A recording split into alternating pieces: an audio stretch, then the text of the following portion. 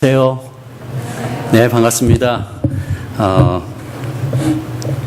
자, 이종범 목사님과 이종범 장로님과 권사님이신가요? 아니면 지금 집사님이신가요? 아내 되신 분?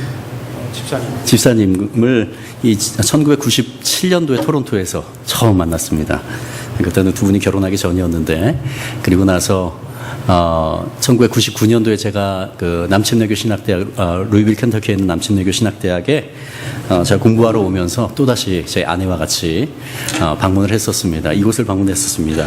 그래서 저희 가정과는 굉장히 오래된 인연이, 많이 만나지는 못했지만 오래된 인연이 있는 그러한 두 분이시고 또한 이 교회입니다.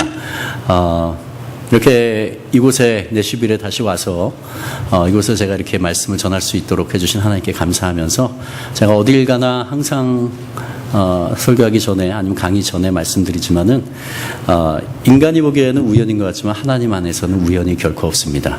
하나님은 모든 것을 하나님의 뜻 안에서 합력하여서 하나님의 선을 이루시는 분입니다. 믿으시죠?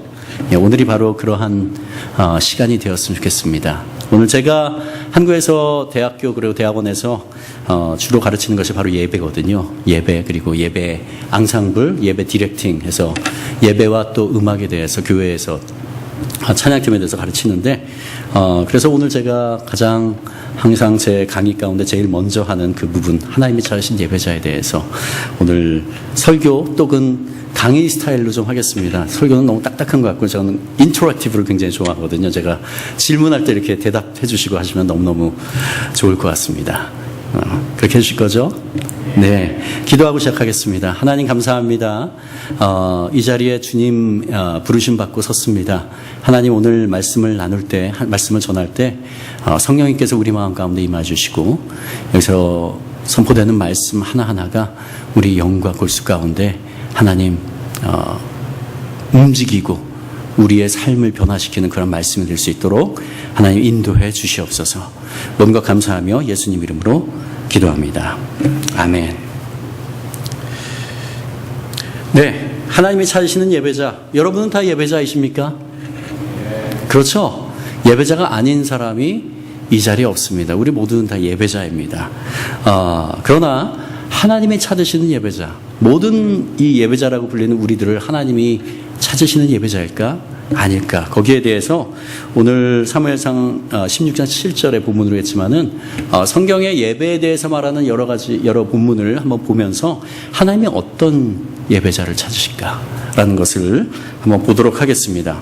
자, 먼저 창세기 4장으로 하겠습니다. 자, 창세기는 성경에 처음 있는 부분이죠. 우리 매년 1월 1일이 되면은 항상 성경 통독하기로 굳게 결심을 하잖아요. 그렇죠? 그리고 나서 읽는 것이 바로 보통 창세기 1장부터 이렇게 시작합니다. 창세기는 굉장히 재미있어요. 이야기로 되어 있거든요. 가끔가다 이해 못할 그런 말씀도 있지만은, 그러나 굉장히 스토리가 있기 때문에 재미있습니다. 그러다가 출애굽기까지도 재미있어요. 근데 출애굽기 뒷부분에 가면서 이제 좀 힘들어지기 시작하더니 이제 민수기, 레위기에서 이제 거의 이렇게 놓게 되죠. 예. 자, 그 창세기가 바로 첫 번째 모세 오경 가운데 첫 번째 쓰여진 성경입니다. 그 창세기의 1장을 보면 1장과 2장은 하나님께서 이 세상을 말씀으로 창조하시는 그런 기사들이 나오고, 3장에 보면은 인류가 최초로 타락하는 그러한 장면이 나오죠. 선과 악을 알게 하는 나무를 먹지 말라고 했는데 그것을 먹음으로 말미암아 인류 가운데 죄가 들어오게 되고, 그로 말미암아 에덴 동산에서 쫓겨나게 되고요. 우리 인간에게 고통과 죽음이 오게 되죠. 자, 그 기사가 창세기 3장이고, 창세기 4장에서 처음으로 이제 나오는 기사가 바로 아담과 하와가 아들을 낳는데 첫째가 가인이고 둘째가 아벨입니다. 이 얘기는 너무너무 잘 아시죠? 자, 근데 그 둘을 낳았다 그러는 기사 다음에 곧바로 어떤 이야기가 나오냐면 바로 제사에 대한 이야기가 나옵니다. 예배에 대한 얘기가 나옵니다. 그만큼 성경이 예배에 대해서 굉장히 중요하게 여긴다는 것을 우리가 알 수 있겠죠. 자, 창세기 4장 앞에 보면 이렇습니다. 세월이 지난 후에 가인은 땅의 소산으로 제물을 삼아 여호와께 드렸고, 아벨은 자기도 양의 첫 새끼와 그 기름으로 드렸더니 여호와께서 아벨과 그의 제물은 받으셨으나 가인과 그의 제물은 받지 아니하신지라. 라는 이 본문이 곧바로 창세기 4장에 나옵니다. 자, 우리는 여러 가지 많은 신학자들이 이 본문을 보면서 왜 하나님이 아벨은 받으셨고 아벨과 그의 제물은 받으셨고 가인과 그의 제물은 받지 아니하셨는지 많이 연구를 했습니다. 그래서 저도 신학책이나 아니면 이런 것들을 주석을 많이 보니까 크게 한 3가지 정도 견해로 나타나는데, 첫 번째는 하나님이 아벨은 바로 피의 제사를 하나님께 드렸고 가인은 피의 제사가 아니었기 때문에 하나님이 받지 않으셨다라고 말하는 것을 읽게 됩니다. 그게 가장 주로 많이 신학자들이 말하는 것들입니다. 근데 제가 잘 여러 가지를 보니까요, 그게 그렇게 볼 수도 있겠지만은 하나님이 가인과 그의 제물을 받지 않은 이유에 대해서 이 본문은 명확하게 설명을 하지 않거든요. 근데 그것이 맞다고는 단정할 수는 없습니다. 왜냐하면은 이때는 바로 인류가 창조되고 아담과 하와 곧바로 그 아들들의 때이기 때문에 하나님께서 하나님께 제사를 할 때는 양이나 소를 잡아서 그 피를 뿌리고 그 기름을 태워서 하나님께 드리라는 그러한 제사법이 생기기 바로 전입니다. 그 제사법은 바로 모세 시대에 하나님이 주신 거거든요. 출애굽기와 레위기를 통해서 하나님이 주신 거거든요. 이거는 훨씬 전 이야기거든요. 그래서 우리가 영적으로 그렇게 볼 수는 있겠지만은 이것 때문에 하나님이 받지 않으셨다라고는 단언하기는 어렵습니다. 두 번째 견해가 있습니다. 두 번째 견해는, 첫 번째는 아벨은 첫 번째 것을 하나님께 드렸고 가인은 그 첫 번째로 드렸다는 이야기가 나오지 않거든요. 그래서 하나님께는 첫 번째 건 가장 좋은 것이죠. 첫 번째 것으로 드려야 된다라는 것인데, 이것도 마찬가지입니다. 하나님께서 그 장자, 첫 것이 다 하나님의 소유라고 한 것은 바로 유월절, 이스라엘 백성이 출애굽할 때 맨 마지막 재앙인 첫째 거의 죽음을, 그것을 통과한 다음에 하나님이 첫째 것은 다 나의 것이라 라고 제정을 하셨죠. 그러니까 이것도 나중에 영적으로 우리가 그것에 대해서 해석할 수는 있겠지만은, 그러나 이것이 하나님의 받지 않은 이유라고 단언하기는 어렵습니다. 제가 주일학교 다닐 때 주일학교 선생님께 들은 이야기도 있습니다. 제가 주일학교 다닐 때는 지금처럼 영상이나 아니면 텔레비전 이런 것들을 보던 시대가 아니었거든요. 저보다 비슷한 연배이시거나 아니면 좀 더 나이가 많으신 분들은 다 아실 겁니다. 그때는 공과책이라는 게 있었어요. 그래서 공과책에 보면은 이런 성경에 나오는 이야기들이 이렇게 있고 그 사파가 이렇게 그려져 있습니다. 그림이 그려져 있죠. 근데 저도 지금 기억해요. 그 사파에 보면은 가인과 아벨이 하나님께 만화식으로 돼 있죠. 나오는데 아벨은 너무너무 예쁜 양, 새끼 양을 가지고 나옵니다. 근데 죽었어요. 근데 눈도 너무 예뻐요. 쌍꺼풀도 이렇게 있고 너무너무 예쁜 양을 가지고 하나님께 나오는 거예요. 근데 가인은 이게 농산물들을 가져왔는데 농산물들에 벌레가 나고 썩어 있어요. 그러니까 이 선생님이 하나님께 나올 때는 최고의 것을, 아벨처럼 가장 좋은 것으로, 이렇게 예쁘고 좋은 것으로 드려야지 벌레 나고 썩은 것으로 하면 안 된다라고 지금도 기억이 납니다.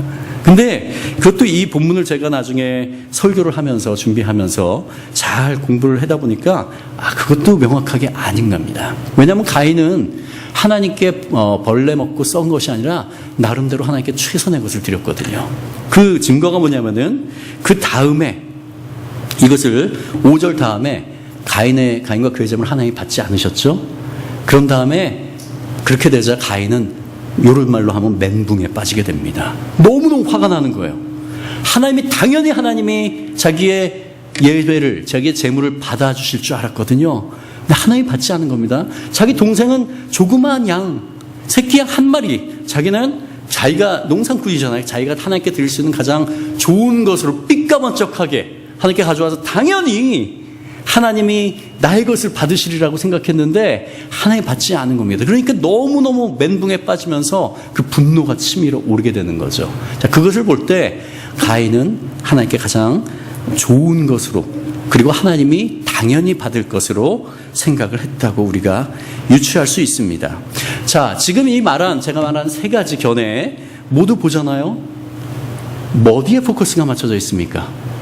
재물에 포커스가 맞춰져 있어요. 그것이 양으로 들었느냐, 양의 피로 들었느냐, 아니면 피가 아니냐, 피로 아닌 것이냐, 아니면은 첫째 것으로 들었느냐? 그것이 아니냐?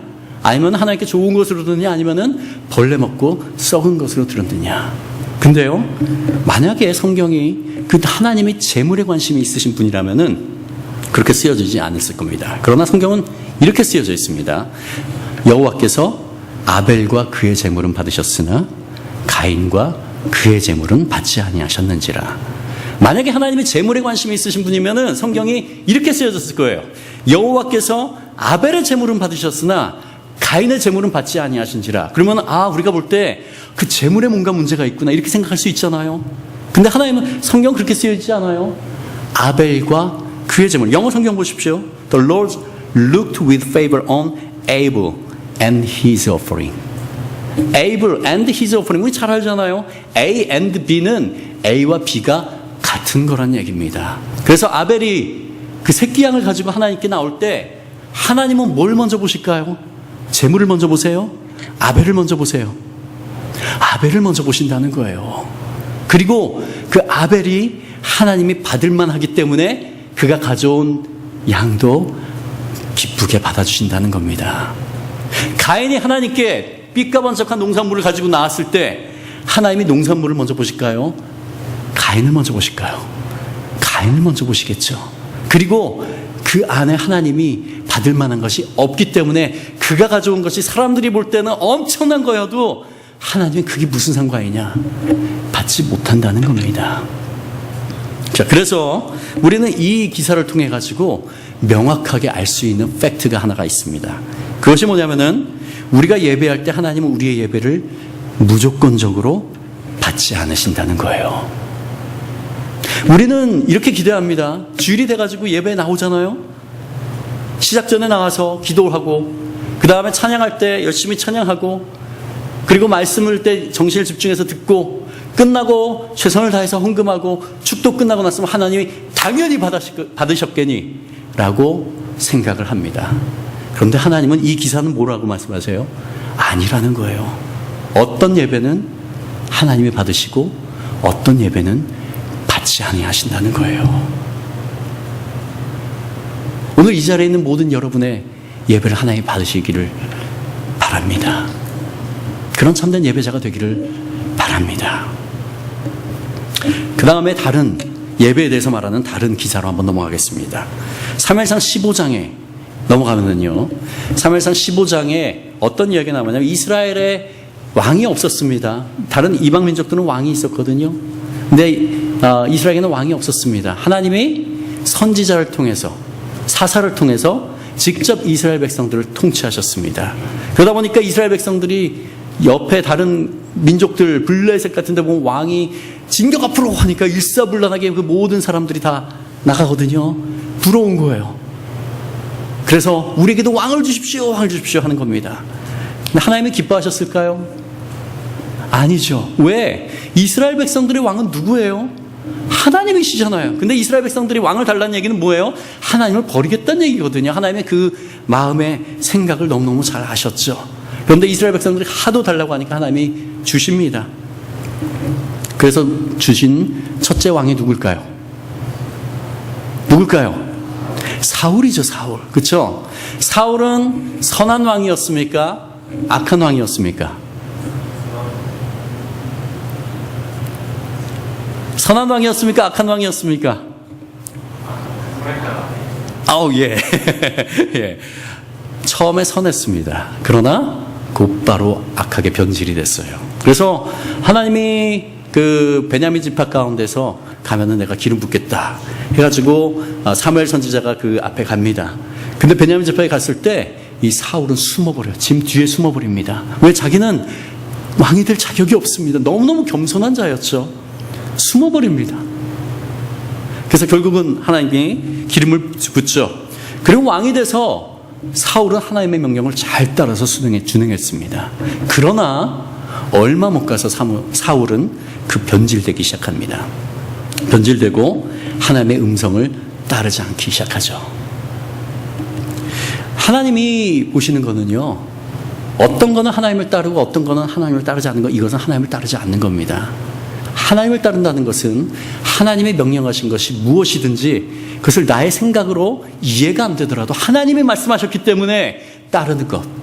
그것이 하나님과 관계 있는 사람이죠.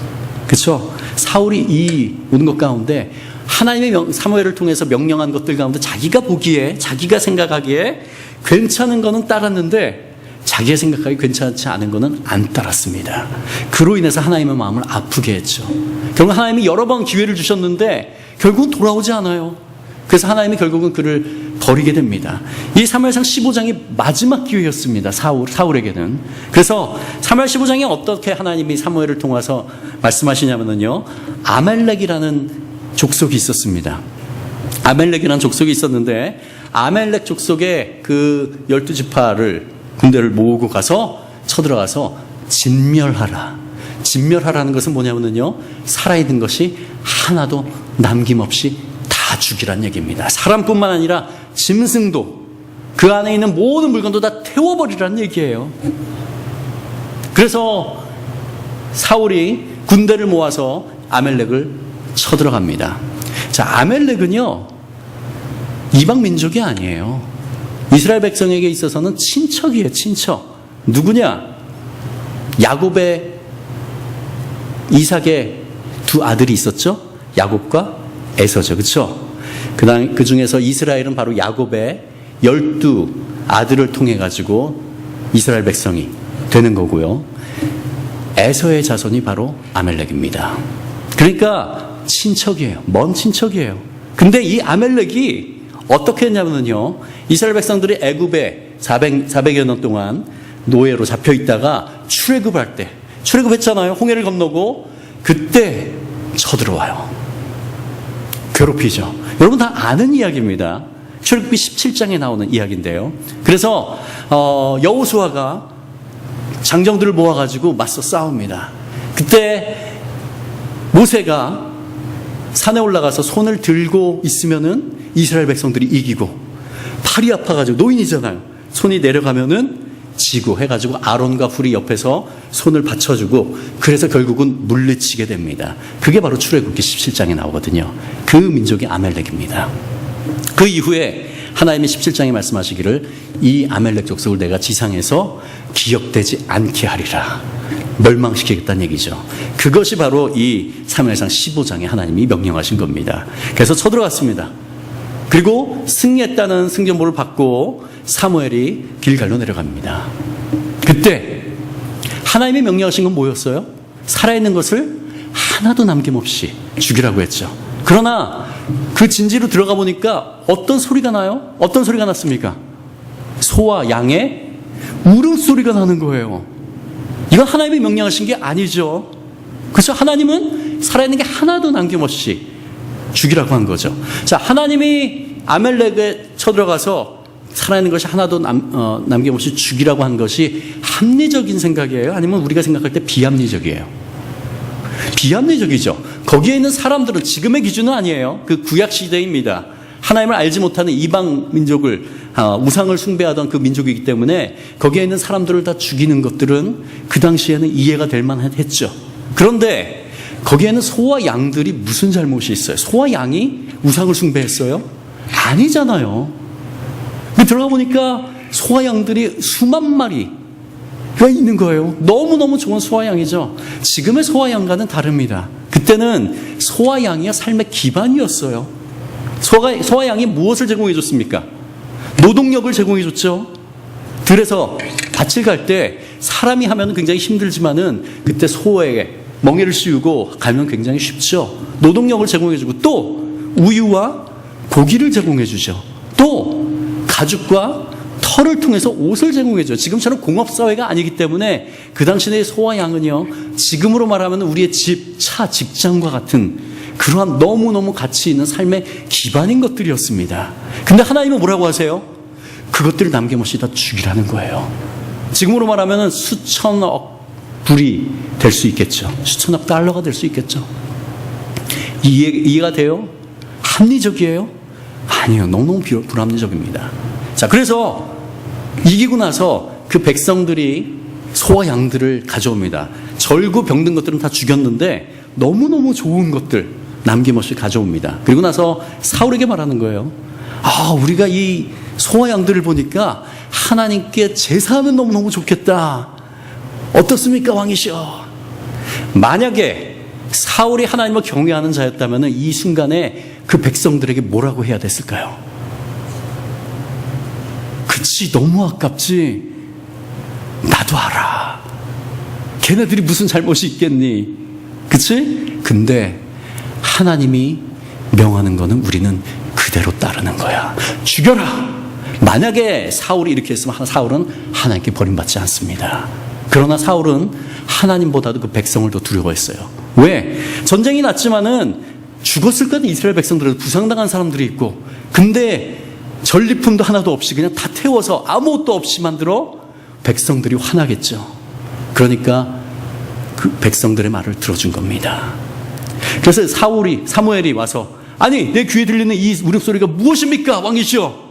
이러니까 우리가 너무너무 잘 아는 이렇게 대답을 합니다. 세 번역으로 읽겠습니다. 다 같이 읽어보죠. 세 번역으로 시작.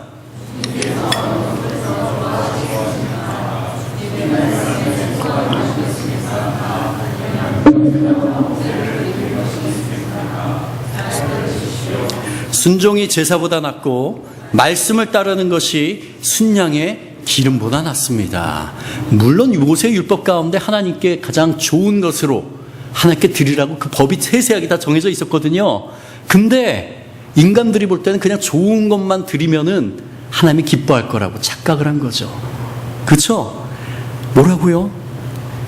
하나님께 순종하는 것이요, 정말 좋은 소와 양으로 제사하는 것보다 훨씬 낫고, 하나님의 말씀을 따르는 것이 순양의 기름, 좋은 기름을 태워서 하나님께 드리는 것보다 낫습니다. 왕이시여, 왕이 돼서 이것도 모르십니까? 당신은 버림받았습니다 하고 선포됐습니다.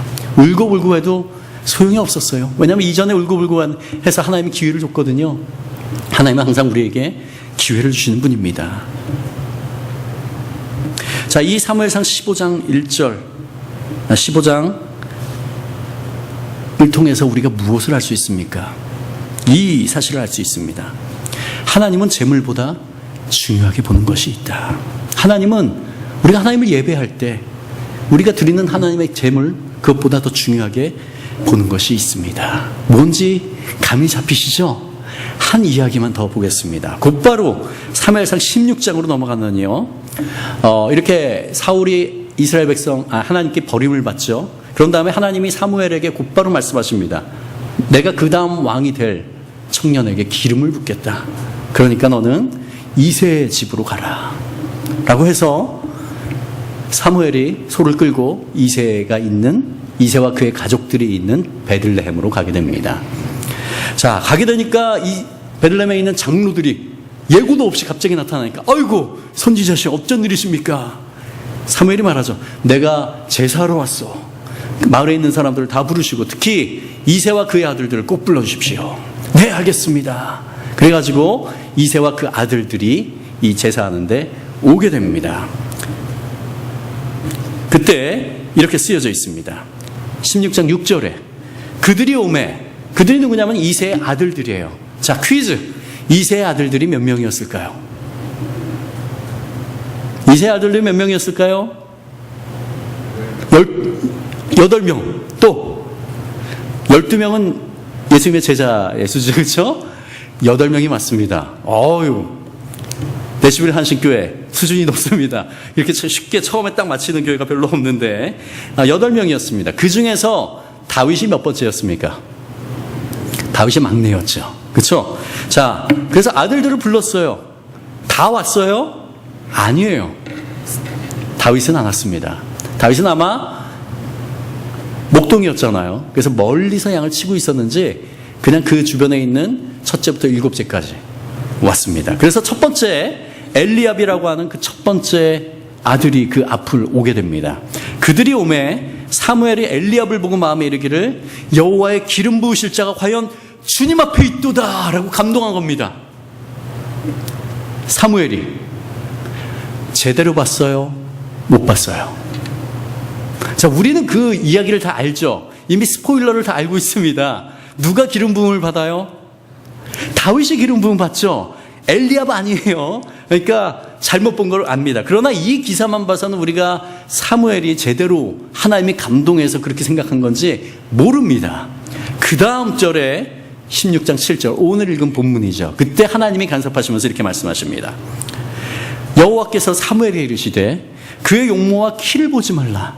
내가 이미 그를 버렸노라. 내가 보는 것은 사람과 같지 아니하니 사람은 외모를 보거니와 나 여호와는 중심을 보느니라 하시더라. 사무엘이 뭘 봤다는 거예요? 엘리압의 용모와 키를 봤다는 거예요.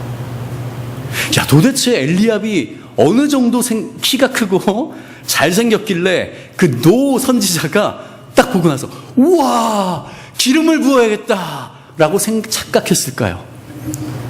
누구입니까? 지금으로 말하면 박보검? 박보검 잘 모르나요? 공유? 자, 미국에서는 누구예요? 미국 배우는 관심 별로 없죠? 예. 우리 연세가 있으신 분들은 잘생김의 대명사는 장동건이죠. 그쵸? 예, 무조건 장동건입니다. 지금의 젊은 세대는 장동건, 그 나이 많은 그 아저씨, 이렇게 하는데, 예, 그런 그 연예인 중에 키가 정말 크고 정말 잘생긴 사람을 생각하면 될 것 같습니다. 엘리압이 바로 그런 사람이었나 봐요. 그러니까 오게 되니까 사무엘이 딱 보고 너무너무 기름 부어야겠다라고 착각을 한 거죠. 아니에요. 그의 용모와 키를 보지 말라. 내가 이미 그를 버렸노라. 하나님이 주도적으로 버리는 경우도 없습니다. 그 엘리압 마음 가운데 하나님을 경외하는 것도 없고 찾는 것도 없어요. 외모가 잘생기고 키가 크죠. 사람들이 다 우러러봤겠죠. 그러니까 자기 잘난 줄 알고 살아가는 자입니다. 그 마음에 하나님을 경외하는 게 하나도 없어요. 그러니까 어떻게 해요, 하나님? 하나님도 그를 케어하지 않습니다. 내가 이미 그를 버렸노라. 내가 보는 것은 사람들이 보는 것과 같지 아니하니 사람들은 무엇을 봅니까? 외모를 봐요. 어피어런스를 봐요. 왜 사람들은 자꾸 외모를 봅니까? 제가 딱 올라왔을 때 키가 작죠? 그쵸? 제가 피트는 잘 모르겠지만 제 키가 센티로 하면 166입니다. 큰 키가 아니에요. 제가 학교 다닐 때 항상 그 키대로 이렇게 순을 세웠는데 제가 1번, 2번은 아니었지만은 3번부터 한 7번까지는 고루고루 했습니다. 예, 작습니다. 그쵸? 사람들은 외모를 봅니다. 눈도 작아요. 제가 청소년기 때는 제 자존감이, 셀프 이스팀이 높았을까요? 낮았을까요? 어떻게 알아요? 굉장히 낮았어요. 자, 청소년기 때는 뭐 외적으로 잘난 게 하나도 없잖아요. 그쵸? 키도 작은 데다가 눈도 작고 잘생긴 것도 아니고 다리는 오다리고 엉덩이는 툭 튀어나왔고 그때는 그게 얼마나 고민이었는지 지금은 이게 자랑할 거리인데 그때는 정말 고민이었어요. 그래서 맨날 저는 옷을 입을 때 바깥으로 턱 아웃하고 항상 다닙니다. 티셔츠가 있으면 안으로 넣는 법이 없어요. 왜? 엉덩이가 이렇게 튀어나와 보이니까. 정말 자존감이 너무너무 낮았습니다. 근데 제가 청년 때 대학교 가면서부터 이 예배사역 찬양팀에 들어가게 됐거든요. 그때 예배가 무엇인지 찬양이 무엇인지 하나님이 어떤 분이신지 이거를 배우고 또 제가 성경을 읽다가 바로 이 구절 사무엘상 16장 7절의 말씀이 제 가슴에 펑 하고 박혔어요. 세상 사람들이 저를 보면은 별거 아니라고 하거든요. 별거 아니잖아요. 그렇죠? 솔직히 말해봅시다. 그렇죠? 외적으로는 별거 아니에요. 근데 하나님은 그것을 안 보신대. 세상 사람이 보는 것처럼 얼마나 키가 큰지, 얼마나 잘생겼는지, 얼마나 돈이 많은지, 얼마나 공부를 많이 했는지 세상 사람들 그걸 보거든요. 얼마나 차가 좋은지, 얼마나 대저택에 사는지, 얼마나 직책이 높은지, 그리고 굽신굽신하죠. 별거 아닌 이런 거 갖고 있지 않은 사람은 하찮게 여기고요. 하나님은 절대 그렇게 보시지 않으신대요. 하나님은 뭘 보신다고요? 나 여호와는 중심을 보느니라. But the Lord looks at the heart. 하나님은 뭐만 보신다고요? 마음만을 보신대요. 우리 마음 가운데 있는 그것만을 보신다는 얘기예요. 만약에 성경이 한자만 달라 있었으면 의미가 완전히 달라져요. 사람은 외모를 보거니와 나 여호와는 중심도 보느니라. 이렇게 되면 무슨 의미예요? 외모도 보지만 마음도 보지만 외모도 보신다? 아니에요. 성경은 그렇게 쓰지 않습니다. 나 여호와는 중심만을 보느니라. 왜 하나님은 외적인 것을 보지 않으실까요? 사람들은 계속 외적인 걸 보거든요. 안 그래요?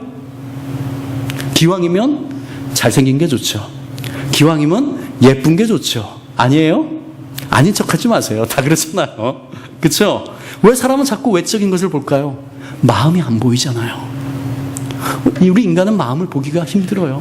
볼 수가 없어요.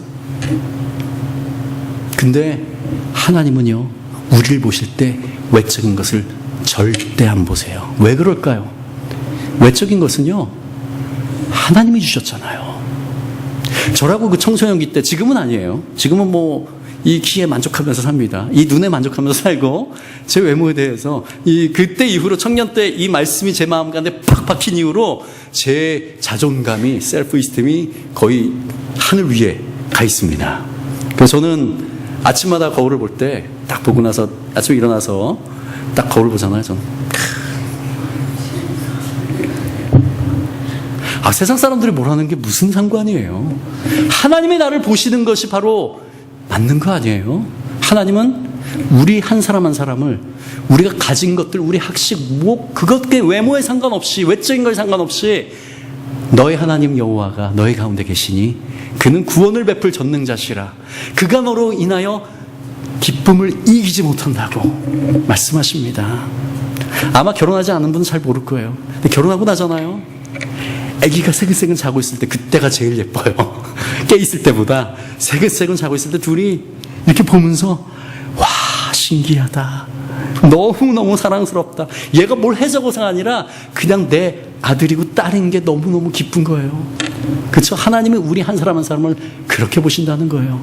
세상 사람들 우리의 그것들을 보고 그것밖에 안 되냐, 실망이다, 이렇게 말할지 몰라도 나 여호와는 중심만을 보느니라. 저도 청소년기 때 제가 키가 크고 싶었겠죠. 그런데 딱 태어났더니요, 놀라운 사실이 제가 저희 집에서 최장신이에요. 최장신이에요. 저희 집에서는 못 꺼내달라고 그러면 저한테 꺼내달라고 그래요. 그럼 제가 까치발 하면서 뿌듯해합니다. 제 부모님이, 아버지가 한 180, 어머니가 170이었으면 제가 이렇게 안 태어났겠죠. 이렇게 태어난 게 이상한 거죠. 주워온 겁니다. 그럼 저는. 근데 제 부모님이 컸다면 저도 컸겠죠. 근데 태어났더니 호빗 쪽에서 태어났어요. 이게 잘 모르시는군요. 로드 오브 더 링즈에서 허빗. 예. 예. 그러니까 제가 키가 작은 거죠. 그게 제가 선택한 거예요? 아니에요. 하나님이 유재하 목사, 김신재 사모 그 집에 태어나라고 하나님이 주신 겁니다. 제가 선택한 게 아니에요. 태어나 보니까 키가 작아요, 두 분이. 그러니까 제가 이렇게 키가 작은 거죠. 안 그래요? 제 잘못이에요? 아니에요. 근데 만약에 하나님이 키 180 이하면은 천국에 갈 수 없어라고 딱 우리에게 말씀하신다면 이 자리에서 천국 가실 분 있으세요? 있을 수도 있겠네. 그렇죠? 만약에 그런 하나님이라면 우리가 믿을 만한 하나님이에요? 아니에요. 왜? 우리가 선택한 게 아니잖아요. 어떤 사람은 태어났더니요, 부모님 중 한 분이 안 계셔요. 어떤 사람은 태어났더니 부모님 둘 다 안 계셔요. 어렸을 때 그냥 버림받았어요. 그게 그 사람 잘못이에요? 아니에요. 근데 하나님이 부모가 있지 않으면 천국에 갈 수 없다라고 한다면 그런 하나님을 우리가 믿을 수 있을까요? 아니거든요. 우리 하나님은 선하시고 인자하시고 신실하신 분입니다. 그런 하나님이기에 하나님이 주신 외적인 것을 보지 않으세요. 뭐만 보신다고요? 우리 마음만. 우리 마음 가운데 하나님을 얼마나 사랑하는지, 얼마나 경외하는지, 삶 가운데서 그냥 때때로 우리가 필요할 때만 하나님 찾는 것이 아니라 잘 때, 일어나서 먹을 때, 걸어갈 때, 운전할 때, 일할 때, 공부할 때 항상 틈틈이 하나님을 찾고 하나님과 대화하고 하는 그런 사람을 하나님이 찾으신다는 얘기예요. 자, 이 기사를 통해서 우리가 또 하나 알 수 있습니다. 하나님은 우리 마음에 무엇이 담겨 있는지로 우리를 판단하십니다. 우리 외적인 것이 아니라 우리 마음 가운데 무엇이 담겨 있는가, 그것으로 판단하십니다. 자, 이 세 가지 예배에 대한 이야기를 조합해 보면요, 하나님이 어떤 자를 찾으시 나옵니다. 그리고 또 이해되는 게 성경에 특히 예언서에 보면요, 하나님이 예배를 도무지 못 받겠다 하는 기사들이 굉장히 많이 나와요. 이사야, 아모스, 호세아 등등 정말 많은 선지자를 통해서 하나님이 이스라엘 백성에게 경책하십니다. 한번 볼까요?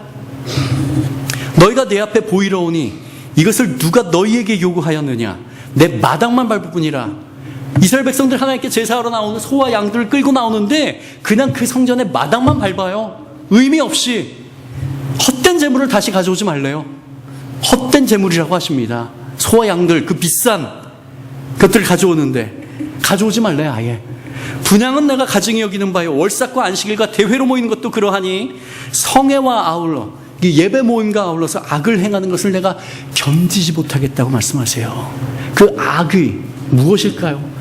그냥 단지 우리 삶 가운데 악을 행하는 것일까요? 또 이사야 29장 13절, 주께서 이르시되 이 백성이 입으로는 나를 가까이 하며 입술로는 나를 공경해요. 하나님 놀라우신 분이십니다. 온 천하 만물을 지으시고 하나님 찬양받기에 합당하십니다. 우리 찬양할 때도 마찬가지죠. 우리도 찬양할 때 예수 우리 왕이여 이곳에 오셔서, 아니면 주님의 높고 위대하심을 내 영혼이 찬양합니다.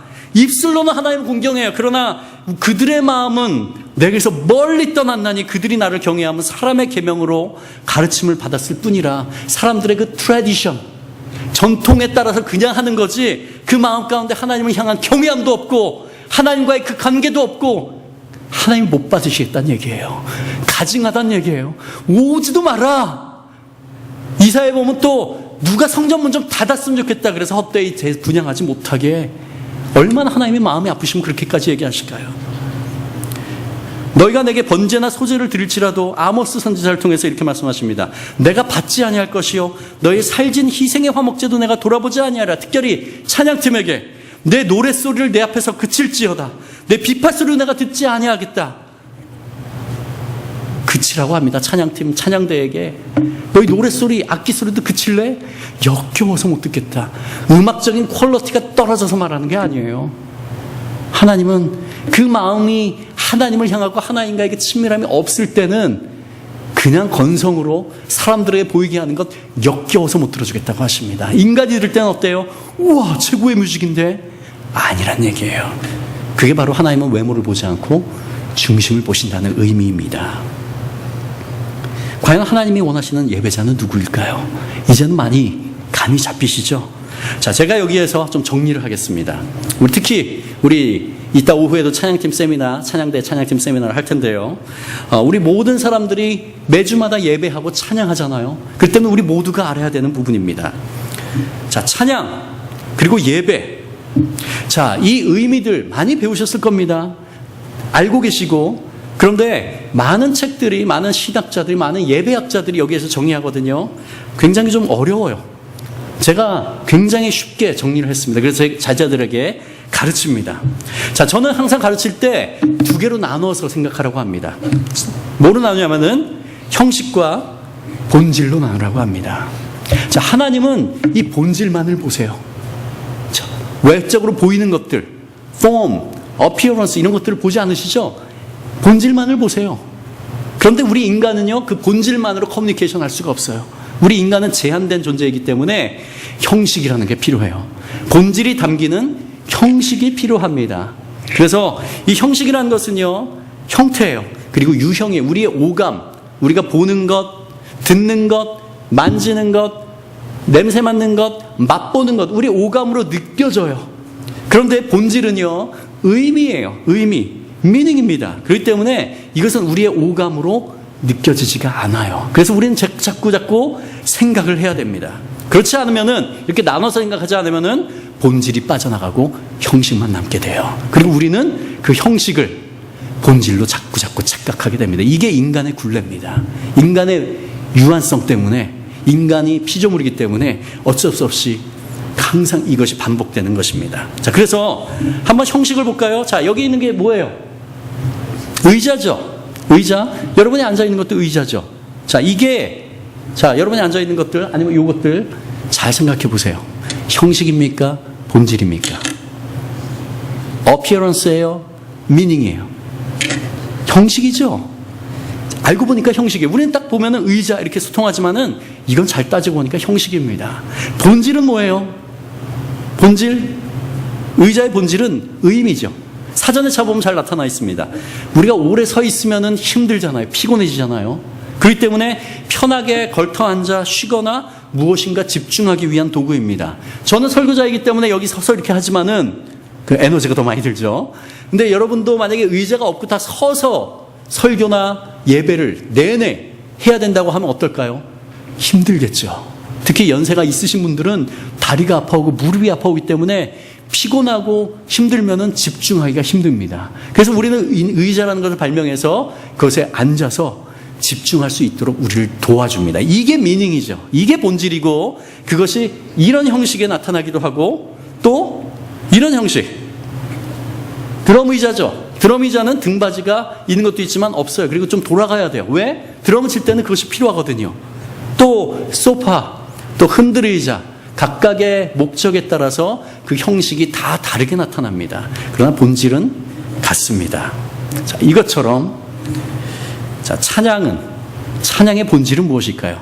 찬양의 본질은요, 세 가지로 볼 수 있어요.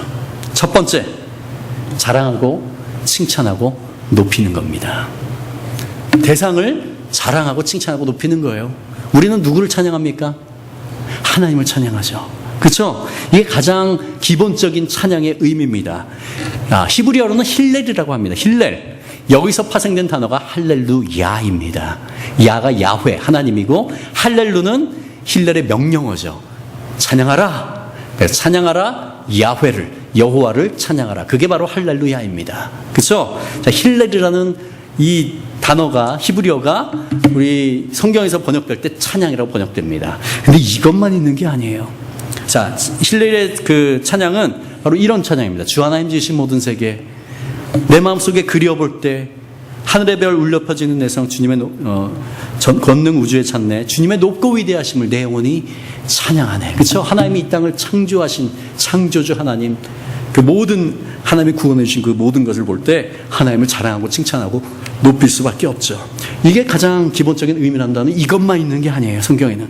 두 번째, 고난과 어려움 가운데 하나님의 성품을 의지하는 믿음의 고백이에요. 이것은 히브리어로 달라요. 호다라는 것으로 번역됩니다. 호다가 다른 말로도 번역되지만 이것이 찬양으로도 번역이 돼요. 그래서 이 호다의 찬양은요, 우리가 어려움 가운데, 고난 가운데 있어요, 지금. 근데 그때 하나님의 성품을 떠올리는 거예요. 이전에 내가 고난 가운데 하나님은 어떻게 하셨는가를 떠올리면서 하나님이 성실하신 분이시지, 신실하신 분이시지, 네 고난 가운데 항상 나와 함께 하시는 분이시지, 그 때문에 이 고난 가운데 내가 하나님께 향하고 내 마음을 하나님께 향하고 하나님을 붙들어야겠습니다. 하나님을 바라봅니다. 이런 믿음의 고백이 바로 호다의 찬양이라는 겁니다. 굉장히 파워풀한 찬양이에요. 어떤 찬양이 있을까요? 내 모든 시험, 무거운 짐을 주 예수 앞에 다 아뢰이면 근심에 쌓인 날 돌아보사 내 근심 모두 맡으시네. 무거운 짐을 나 홀로 지고 견디다 못해 쓰러질 때 불쌍히 여겨 구원해 주리 은혜의 주님 오직 예수. 많은 권사님들이 이런 호다의 찬양들을 너무너무 좋아합니다. 괴로울 때 주님의 얼굴 보라. 그렇죠? 예, 이것도 찬양이란 얘기예요. 성경에 나오는.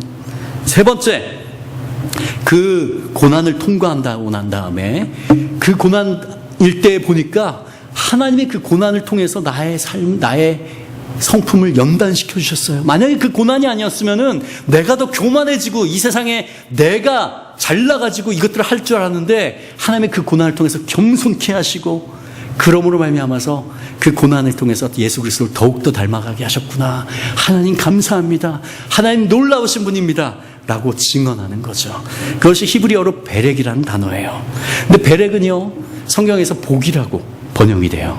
복이라고 번역됩니다. 근데 찬양에도 이 베렉이라는 단어가 쓰여요. 뭘까요? 그것이 바로 송축이라는 말입니다. 우린 찬양할 때 찬양하라 내 영혼아, 송축하라 내 영혼아 다 그냥 똑같은 찬양으로 알고 있잖아요. 근데 베렉, 송축하라는 것은 하나님을 베렉하라는 얘기거든요. 그러니까 하나님께 복을 드려라 이런 의미예요. 직역을 하면은. 근데 생각해 보세요. 우리가 하나님께 복을 드릴 수 있어요? 복의 근원은 하나님이시죠. 하나님이 우리에게 복을 내려주신 분이죠. 근데 성경은 진짜 재밌게도 우리 보고 하나님을 송축하래요. 베렉하래요. 무슨 의미일까요? 하나님께 우리가 무엇을 드릴 수 있을까? 근데 곰곰이 생각해 보니까 복이라는 것은 우리가 받을 때 기쁘잖아요. 그렇죠? 근데 우리가 하나님께 드릴 때 기쁜 것이 있더라고요. 바로 우리의 마음이고 우리의 삶이더라고요. 그러니까 성축하라는 의미는 하나님께 너의 마음을 드려라, 너의 삶을 드려라. 그때 하나님이 그것을 복으로 받으시겠다. 이런 의미가 되겠죠. 자, 이런 찬양이 뭐가 있을까요? 많은 감사 찬양들입니다. 날 구원하신 주 감사, 모든 것 주신 감사, 지난 추억이네 감사, 주 내 곁에 계시네, 향기로운 봄철의 감사, 외로운 가을날 감사, 사라진 눈물도 감사, 나의 영혼 평안에. 어떤 상황에 있든지 하나님이 지금 나와 함께 계시고 통치하시다는 것을 믿음으로 믿기에 고백할 수 있는 거죠. 자, 우리가 이 본 것이 바로 본질이에요. 찬양의 본질. 자, 이것들 힐렐, 호다, 베렉. 힐렐, 자랑하고 칭찬하고 높이는 것. 호다, 고난과 어려움 가운데 하나님의 성품을 의지해서 믿음으로 고백하는 것. 베렉, 그것을 통과하고 난 다음에 하나님 놀라우십니다, 하나님 이런 일을 이루셨습니다 라고 증언하고 감사하는 것. 본질이죠. 이 본질은 우리의 오감으로 느껴져요? 안 느껴져요? 안 느껴져요. 의미이기 때문에. 그래서 우리는 뭐가 필요해요? 형식이 필요해요. 그렇죠? 우리 오감으로 느껴지는 형식이 필요합니다. 그것이 뭘까요?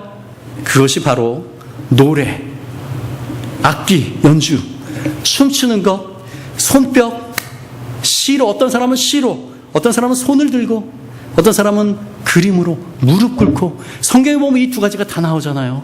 근데 힐렐, 호다, 베렉은 의미에 대한 것입니다. 본질에 대한 것이죠. 그것이 담기는 형식이 바로 노래, 악기, 춤, 손뼉, 시, 손을 들고 그림으로 무릎 꿇고 이런 것들이죠. 자, 근데 어떻게 돼요? 우리가 찬양하다 보면요, 뭔가가 빠져나가기가 쉬워요. 뭐가 빠져나갈까요? 이 본질이 이렇게 빠져나가요. 사람들은 이걸 구분할까요? 못할까요? 못해요. 사람들은 본질을 보기가 힘들거든요. 그렇죠? 근데 하나님은 무엇을 보실까요? 노래하는, 얼마나 노래 잘하는지, 얼마나 악기 잘하는지, 아니면 눈물 흘리는지, 춤을 얼마나 잘 추는지, 손뼉을 얼마나 크게 치는지, 이걸 보실까요? 아니에요. 하나님은 뭘 보신다고요? 우리 안에 우리가 찬양할 때 이 본질이 담겨 있는가. 그래서 이것이 이렇게 비어 있잖아요. 그럼 어떻게 할까요, 하나님? 그게 나랑 무슨 상관이니? 못 받겠다 라고 말씀하시는 겁니다. 이렇게 된다는 얘기죠. 사람은 구분하지 못해요. 사람들은 좋은 음악으로 뜨겁게 찬양하면 은혜가 넘치는 거야 이렇게 착각할 수가 있어요. 근데 하나님은 그것을 구분하신다는 얘기예요. 왜? 사람은 외모를 보거니와 여기 있는 것들, 여호와는 어떤 걸 보신다고요? 그 마음에 담긴 것을 보기 때문입니다. 그래서 우리 찬양팀, 그 찬양대는요, 항상 설 때마다, 아니면 우리 회중들도 마찬가지고 찬송가 부를 때마다 그 가사 한 구절 구절을 그냥 허투루 하지 마시고 마음에 담아서, 내가 느끼는 거와 상관없어요. 내가 지금 다운돼 있고 그거와 상관없이 의지를 발동해서, 하나님, 제가 지금 다운돼 있지만은 여러 가지 고민과 이런 것들이 있지만은 지금 이 예배하는 시간, 이 찬양하는 시간에 가사 한 구절 구절을 저의 진정한 고백으로 하나님께 드리겠습니다 선포하고 부르기 시작하는 거예요. 저는 예배 담당 목사로서요, 저라고 항상 예배할 때 기쁠까요? 아니에요. 어떨 때는 몸이 아프고 어떨 때는 여러 가지 일 때문에 힘들고 어려울 때가 있어요. 그럴 때마다 제 마음을 새롭게 합니다. 내가 느끼는 감정과 상관없이 하나님은 찬양받기에 합당한 분이시고, 또 나는 이 찬양을 인도하기로 부름을 받았어. 그렇기 때문에 내 영혼아 여호와를 찬양하자 선포하고, 정말 나의 표정과 나의 그 감정에 충실할 때는 그냥 이렇게 찬양해야 되거든요. 근데 이렇게 합니다. 그 성도를 보고, 왜? 앞에 찬양팀이 섰는데 이렇게 서 있어요 그냥. 그래서 기뻐하며 왕께, 성도를 볼 때 뭐라고 할까요? 찬양팀 거짓말하고 있네. 왜? 기뻐하며 왕께가 이렇게 불러요? 정말 기뻐하며 왕께 노래고 나의 구원자이시고 창조자이실 때 어떻게 해야 돼요? 기뻐하며 왕께. 내가 느끼는 거와 상관없어요. 이 시간부터 나는 기뻐하기로 결정하고 하나님을 선포합니다라고 하는 겁니다. 근데 놀라운 게 뭔지 아세요? 제가 매번 그렇게 선포하고 시작했을 때 하나님이 바닥에 있던 제 감성을 회복시켜 주세요. 찬양하는 가운데. 이것이 찬양의 능력입니다. 여러분 다 경험해 보시기 바랍니다. 그 찬양할 때는 그냥 하지 마세요. 하나님 받지 않으세요. 가사 한 구절 구절 내 마음에 담아서 선포하십시오. 괴로울 때 주님의 얼굴 보라. 지금 괴로운 사람도 있고 괴롭지 않을 때도 있었지. 그러나 내 과거에 정말 괴로워서 정말 힘들었을 때를 생각하면서 그때 하나님을 바라보던, 그리고 하나님의 은혜로 회복된 것을 떠올려 보시기 바랍니다. 그러면서 내 모든 염려 주님께 맡기겠습니다 라고 선포해 보시기 바랍니다. 자, 마찬가지로 예배는요, 우리가 예배하면은요 보통 우리는 이걸 생각합니다. 주일 오전 대예배, 오후 예배, 수요 예배, 구역 예배, 그렇죠? 자, 근데 이것들은 본질이에요, 형식이에요. 지금 주일 오전 예배죠, 그렇죠? 영어는 우리 여기 영어권에 있잖아요. worship service, worship service, gathering, worship meeting 이렇게 부르죠. 그 때문에 한국말과는 다르게 예배 모임이라는 의미가 들어가 있습니다. 그러나 우리 한국말에는 그냥 주일 오전 대예배라고 하니까 우리가 생각할 때 어때요? 예배가 자꾸 형식처럼 느껴져요. 형식이 바로 예배인 것처럼 생각하죠. 아니에요. 자, 예배의 본질은 무엇일까요? 많은 신학자들이 다양한 말을 합니다. 예배는 공적 넓기 때문에 정의하기가 좀 어렵습니다. 그러나 그것을 종합해보면요, 딱 하나예요. 뭐냐면 예배는요, 관계입니다. 릴레이션십입니다. 누구와 누구의 릴레이션십일까요? 하나님과 나와의 릴레이션십. 우리 공적인 예배에서는 하나님과 여기 모인 우리와의 릴레이션십이에요. 그래서 만나는 게 있고요, 사귀는 게 있고 반응하는 게 있어요. 그리고 이 릴레이션십은요, 커뮤니케이션이 있습니다. 여기서 찬양과 예배가 달라집니다. 자, 한번 가정해 봅시다. 하나님이 이 위에 계시다. 물론 하나님은 어디나 계시죠. 우리 마음 가운데도 있고 이 우주 가운데 계시고, 하나님이 위에 계시고 우리가 지금 여기에 있다고 생각해 봅시다. 가정해 봅시다. 자, 찬양은요, 누구에서 누구로 가는 방향일까요? 찬양. 하나님이 우리를 찬양합니까? 아니죠. 인간이 하나님을 찬양합니다. 그렇죠? 그래서 찬양은요, 쌍방향이에요? 한방향이에요? 한방향이에요. 인간이 하나님께 하는 게 예배입니다. 찬양입니다. 그렇죠? 그런데 예배는요, 관계라는 것을 정의하잖아요. 그러면은 어떤 방향일까요? 어떤 방향이에요? 쌍방향이에요. 관계라는 것은 쌍방향입니다. 만약에 한 방향만 있잖아요. 그러면 이거 관계는 깨진 겁니다. 제가 정말 알아듣기 쉽게 한번 우리 조교를 불러서 한번 설명해 보겠습니다. 지사님이시네요. 예. 숙달자 조교, 우리 박수로. 성함이 이종찬. 예, 이종범 선생님. 선생님. 예. 다 비슷한 쌤이라서 다 쳤다고 할 것 같습니다. 촬영은 끝없이 열심히 잘하시고 너무 대단했습니다. 대답을 올려주시네. 운동을 얼굴 너무너무 안 나오세요. 좋으세요. 촬영 때 얼굴 너무 좋습니다. 예. 자, 지금 이종찬 목사님이랑 저랑 만난 지 얼마 안 됐죠? 이전에 20년 전에 한번 그때 뵀는지 모르겠지만 하여튼 만났습니다. 그래서 박수로 그렇죠? 이야기할 때 눈도 마주치고. 자, 릴레이션십이라고 하면 서로 오가는 게 있어요, 없어요? 있죠? 제가 물어볼 때 대답하시고, 물론 굉장히 짧게 대답하시지만 대답하시고 눈도 맞추고 반응이 있잖아요. 이게 바로 릴레이션십이라는 거예요. 릴레이션십은요, 한 방향이 아니에요. 서로 왔다 갔다 하는 게 있어요. 제가 좀 어려운 거를 할게요. 제가 다시 한번 볼때 제 눈을 마주치시면 반응을 하지 마세요. 가능하시겠죠? 예. 이게 어려워요, 이게. 착한 사람일수록 어렵습니다. 근데 다른 일 하셔도 됩니다. 다른 하셔도 되고, 마치 제 목소리가 안 들리는데 하시기 바랍니다. 준비됐나요? 네, 하겠습니다. 집사님, 제가 이렇게 말하는데 무시하시는 겁니까, 지금? 너무하십니다, 지금. 한국에서 이렇게 만났는데. 그렇죠, 맞습니다. 예. 만약에 이런 관계가 있잖아요. 이런 관계는 어떤 관계예요? 깨진 관계예요. 여러분 카톡 다 하시죠? 미국에서 카톡 다 하시죠? 카톡을 딱 보내면 그 숫자가 나타나죠? 1. 이게 읽으면 어떻게 돼요? 없어지죠. 근데 대답을 안 해. 아무리 보내도 대답을 안 해. 이거는 뭔가 관계에 문제가 생긴 겁니다. 그렇죠? 자, 어떤 때는 보냈는데 일이 안 없어져. 또 보냈는데 안 없어져. 차단당한 거예요. 블록당한 거예요. 그래서 이런 관계는 깨진 관계예요. 하나님과 우리와의 관계에 있어서 하나님은 우리를 블록하실까요? 안 하실까요? 절대 안 하세요.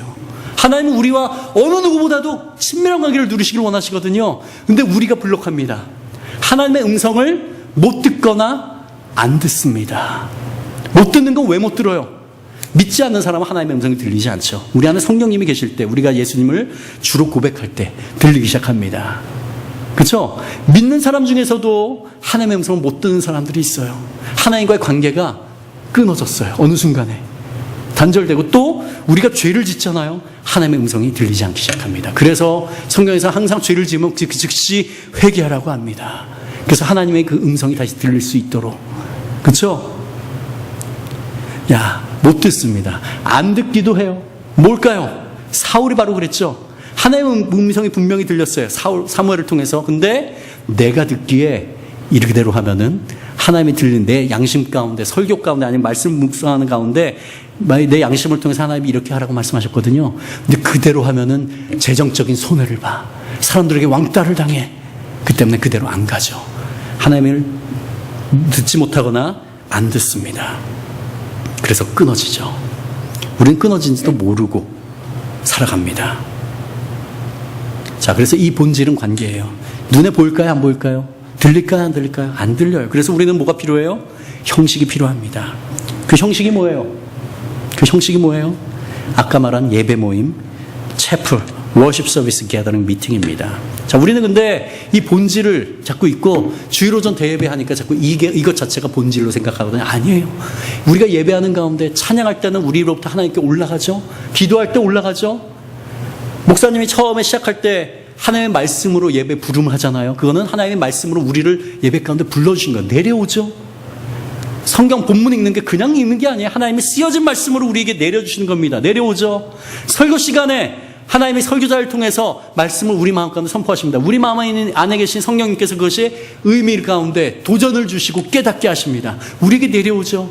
끝나고 나서 결단의 찬양 하나님께 올려드리고, 헌금으로 올려드리고, 또 공적인 예배이기 때문에 성도의 교제를 통해서 서로 옆으로도 갑니다.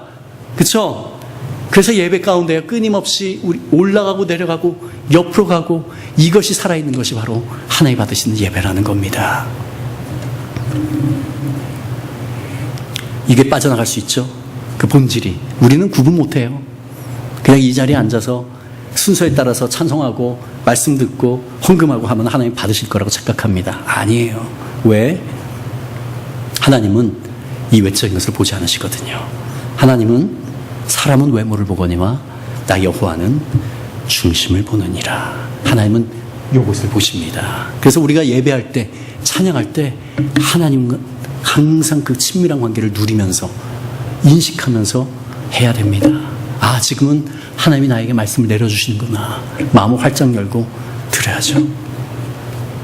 자, 우리가 본 가인과 사울, 엘리압, 왜 하나님이 그들을 받지 않으셨을까요? 그들의 재물을 받지 않으셨을까요? 그들의 마음에 하나님이 중심으로 자리 잡지 않아서 하나님이 거절하셨습니다. 맞죠? 근데 단지 그들의 마음이 하나님께만 향하지 않아서 거절하신 것일까? 아닙니다. 더 넓은 게 하나가 있어요. 간략하게 하고 제가 말씀 마치겠습니다. 자, 첫 번째, 예배의 세 가지 영역이라는 게 있습니다. The three areas of worship인데요. 예배가 관계라고 할 경우에 그 첫 번째는 가장 좁은 영역이에요. 개인적인 예배, personal worship입니다. 그래서 매일 기도와 말씀 묵상, 하나님과의 친밀한 대화를 통해서 하나님 임재의식, 일할 때도 마찬가지야. 그 일하는 장소에서 하나님, 오늘도 이 일할 힘을 주시니 감사합니다. 저에게 이 직장을 주시니 감사합니다. 저에게 공부할 수 있는 기회를 주시니 감사합니다. 하고 우리의 생각과 모든 것을 그 일에 집중하는 겁니다. 공부에 집중하는 겁니다. 그때 하나님이 우리의 그 집중하는 그 시간도 예배로 받아주신다는 거예요. 그렇죠?